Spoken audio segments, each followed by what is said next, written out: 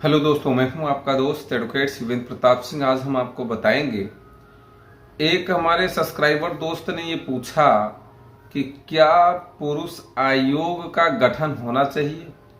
देखिए, अक्सर सवाल ये आते रहते हैं कि भाई पति और पत्नी अर्थात पुरुष और औरत दोनों में क्या समानता का अधिकार है और क्या इस पर विचार विमर्श होना चाहिए, क्या इस पर डिस्कशन होना चाहिए। जैसे कि भाई अगर किसी महिला के साथ कोई अपराध होता है, उसके लिए कानून है, उसके लिए धाराएं हैं, हर प्रकार से उसकी सुरक्षा है। तो क्या इसी तरह से अगर किसी भी पुरुष के साथ अपराध होता है तो क्या पुरुषों के बचाव में कोई धाराएं हैं? क्या पुरुष उस अपराध में कोई एफआईआर दर्ज कर सकता है? इस तरह का कोई कानून है हिंदुस्तान में या नहीं? तो बात आएगी नहीं।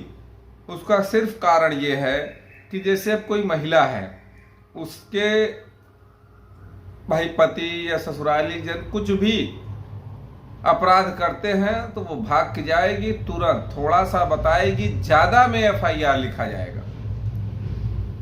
और वहीं उल्टा अगर कोई पुरुष अपनी महिला से, माफ करिएगा, अपनी पत्नी से टॉर्चर हो रहा है, हैरान हो रहा है, परेशान हो रहा है, प्रताड़ित हो रहा है, वो जाएगा एफआईआर दर्ज करवाने तो 90 बार जाएगा, कम से कम 90 बार जाएगा, लेकिन उसकी एक बार भी एफआईआर दर्ज नहीं होगी, ना कोई सुनवाई होगी। तो कहाँ है समानता का अधिकार जो भारत के संविधान में लिखा गया है? इक्वालिटी, संविधान में समानता का अधिकार, वो पुरुष और महिला के बीच कहाँ है? हर चीज में तो समानता का अधिकार व्यक्ति मांगता है, तो इसमें कहाँ चला जाता है? क्या सिर्फ महिलाओं के साथ घरेलू हिंसा होती है? क्या सिर्फ महिला ही प्रताड़ित हो रही हैं? क्या सिर्फ महिलाओं के साथ ही मार काट हत्या ये सब हो रही है? पुरुषों के साथ ये सब नहीं हो रहा है? आए दिन रोज की घटना अभी हाल ही में देख ही रहे हैं, ड्रम वाली घटना, कॉफी वाली, कहीं कोई कॉफी दे के मार दे रहा है, ड्रम में मार दे रहा है। माने ये हत्या छोड़ दीजिए, निर्मम हत्या, और ऐसी हत्या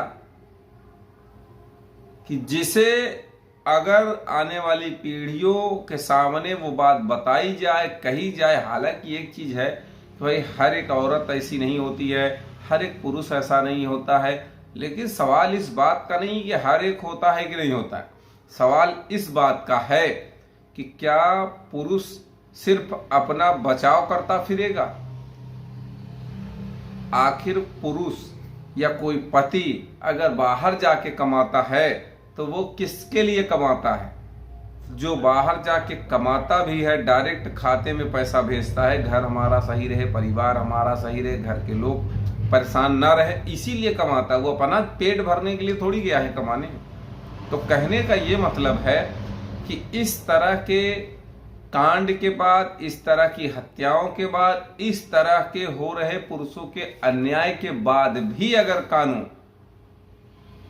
अतुल सुभाष का मामला आपने देखा ही है, तो कहने का मतलब ये कि जो फैमिली कोर्टें हैं उनका क्या रवैया है, ये किसी से छिपा नहीं है। हालांकि देखिए, किसी पे आरोप नहीं लगाया जा रहा है, जो सच्चाई है वो बताई जा रही है। तो अगर इसमें किसी भी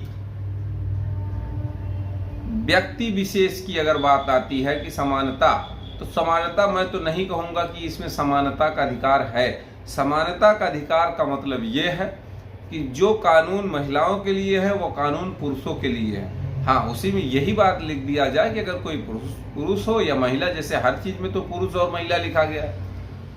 सेक्शन 9 अगर दाखिल करे, चाहे महिला चाहे पुरुष, तो इसी तरह से हर एक धारा में, हर एक कानून में कुछ ना कुछ प्रोविजन पुरुषों के लिए भी होना चाहिए। सिर्फ और सिर्फ बचाव करना ये पुरुष कि भाग्य की बात है हम तो कहेंगे। और बचाव कब तक करेगा बेचारा, कितना टॉर्चर महसूस करेगा। एक को इधर पत्नी से जलालत झेल रहा है और केस करने के बाद अगर पत्नी केस कर देती है तो उसका टॉर्चर बर्दाश्त होता है, कोर्ट का टॉर्चर बर्दाश्त कर रहा है। तो लोग आत्महत्या नहीं करेंगे, लोग मारे नहीं जाएंगे तो क्या होगा ये। तो कोई ना कोई कानून जो पुरुषों के फेवर में होना है, मैं नहीं कह रहा हूं कि पुरुष आयोग बना दो, लेकिन कुछ ना कुछ ऐसा होना चाहिए कि जिससे महिलाओं में भी यह डर हो। जैसे अब 498 है, घरेलू हिंसा है, 125 है, ये सब किसके लिए बनाया गया कि भाई पुरुष इस तरह का कृत्य महिलाओं के खिलाफ टॉर्चर, प्रताड़ना वगैरह वगैरह, दहेज की मांग ना करे। लेकिन कुछ ना कुछ इसी तरह से महिलाओं के खिलाफ यानी कि पुरुषों के पक्ष में भी होना चाहिए, जिससे कि महिलाओं में भी कुछ ना कुछ डर होना चाहिए, कुछ ना कुछ शर्तें महिलाओं के लिए होनी चाहिए। तब तो बात आगे बढ़ेगी। तब तो देखो जीवन कैसे चलेगा। एक को बहुत डर है, एक को बिल्कुल डर नहीं है, तो फिर जीवन का मतलब क्या निकलता है।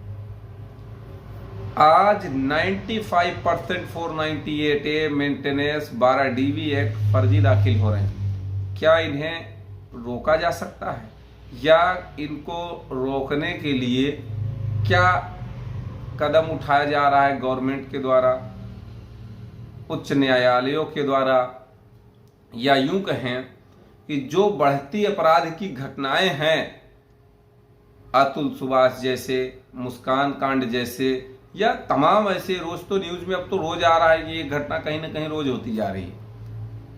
तो भाई इस तरह से ड्रम कांड या सुसाइड केस इस तरह से नहीं होने चाहिए, और भविष्य में कब नहीं होंगे जब कुछ न कुछ इसके बारे में विचार किया जाएगा और कुछ न कुछ पुरुषों के राहत के लिए कोई न कोई कानून लाया जाएगा।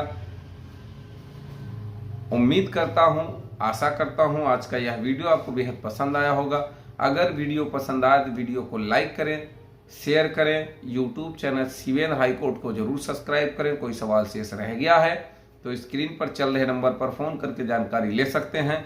अगर आपको यह वीडियो अच्छा लगा तो इस वीडियो को ज़्यादा से ज़्यादा लोगों तक शेयर करें, और आपकी क्या राय है इस वीडियो पर कमेंट बॉक्स में कमेंट करके जरूर बताएं कि क्या पुरुष आयोग का गठन होना चाहिए या नहीं।